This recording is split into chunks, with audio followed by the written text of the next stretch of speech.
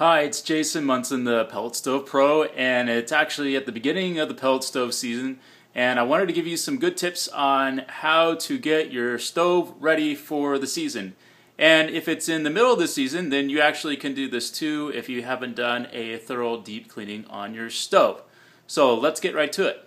So the first thing that you can start doing with cleaning your stove is clean the burn area. So on my stove here, you'll notice that I have these fiber boards here in the back, and this piece of metal plate, there's a screw up on top and there's a screw down on the bottom. I can remove those on both sides and these back plates will come off. A lot of stoves have an area behind there where ash can collect, so at least once a year you should take off those back plates. They're called Cereboard or fiber board, and clean as much as you can, vacuum as much as you can back behind there. The other area that you want to clean is going around here to the side.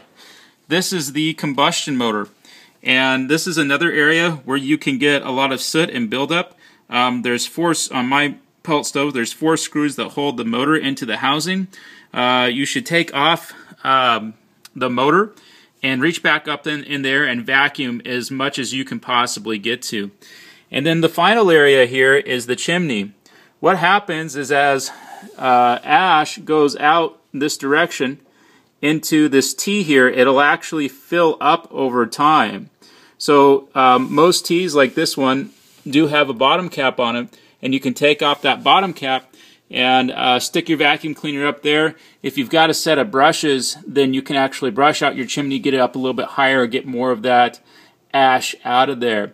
You also notice that I have some metal tape on my chimney in a few spots. This is because this chimney has gotten older and it's lost some of its integrity for being able to keep the smoke in the pipe.